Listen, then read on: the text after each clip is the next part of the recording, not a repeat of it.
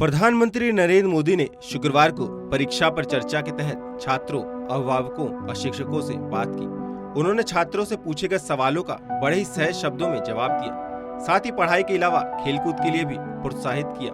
इस दौरान छात्रों ने भी सवाल किए।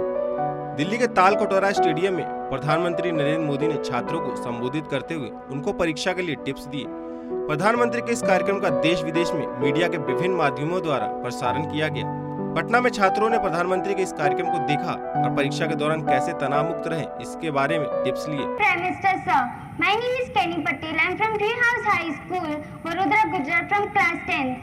My question is how to overcome the stress of completing the whole syllabus with a proper revision to enhance our marks and result, and how to take proper sleep and rest during the examination time. Thank you, sir. Thank you, Kenny. माननीय प्रधानमंत्री जी, खुशी, श्रीधर शर्मा तथा केनी पटेल परीक्षा के तनाव से व्यथित हैं। उन्हीं की तरह देश भर से अनेक विद्यार्थियों ने एग्जाम स्ट्रेस से संबंधित प्रश्न पूछे हैं। परीक्षा के तनाव से लगभग सभी विद्यार्थी प्रभावित होते हैं और आपके मार्गदर्शन के अभिलाषी हैं। माननीय प्रधानमंत्री जी, एक साथ आप लोगों ने इतना सवाल पूछ लिए हैं कि ऐसा लग रहा है कि मुझे ही पैनिक से गुजरना पड़ेगा। देखिए, आपके मन में भय क्यों होता है, ये प्रश्न मेरे मन में है। क्या आप पहली बार एग्जाम देने जा रहे हैं? क्या आप में से कोई नहीं है जो पहली बार एग्जाम देने जा रहा है? मतलब कि आपने बहुत सारी एग्जाम दे चुके हैं और अब तो आप प्रकार से एग्जाम के इस दौर से आखिरी छोर की तरफ पहुंच चुके हैं। इतना बड़ा समंदर पार करने के बाद किनारे पर डूबने का डर, ये तो दिमाग में बैठता नहीं है। तो पहली बात है कि आप मन में एक बार तय कर लीजिए कि परीक्षा जीवन का एक सहज हिस्सा है।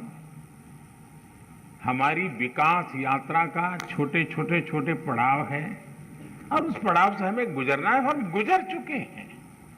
जब इतनी बार हम एग्जाम दे चुके हैं, एग्जाम देते देते देते एक प्रकार से हम एग्जाम प्रूफ हो गए हैं और जब ये विश्वास पैदा हो जाता है तो ये नहीं, आने वाली किसी भी एग्जाम के लिए ये अनुभव अपने आप में आपकी ताकत बन जाते हैं।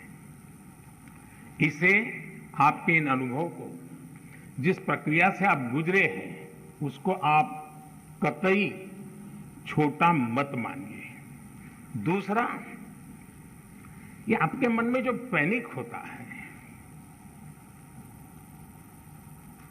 क्या ये तो नहीं है कि प्रिपेयर्डनेस में कमी है?